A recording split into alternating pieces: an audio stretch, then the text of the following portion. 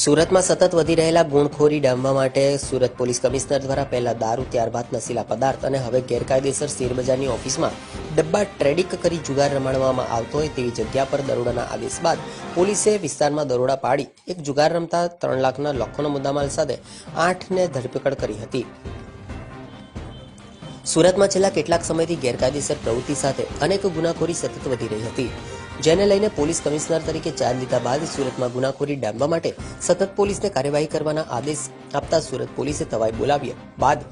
જુગાર અને તેમાં પણ ગેરકાયદેસર શેરબજાર જુગાર રમાડતા લોકો પર તવાઈ બોલાવવાની શરૂ કરી। ત્યારે સુરતના રિંગ રોડ ખાતે બાતમીના આધારે રાજસ્થાનથી ઈસમો શેરબજારના ડબ્બા ટ્રેડિંગનો જુગાર રમાડે છે। બાતમીના આધારે સુરત રિંગ રોડ કડીવાલા સ્કૂલની બાજુમાં આવેલ તિરુપતિ એપાર્ટમેન્ટ ફ્લેટ નંબર G4માં રેડ કરતા ત્યાં કામ કરતા આરોપીઓ સુમિત રાધેશ્યામ નદડ, ગોવિંદરામજી સુધાર, અભિષેક અમરનાથ નાઓને ઝડપી પાડવામાં આવ્યા હતા।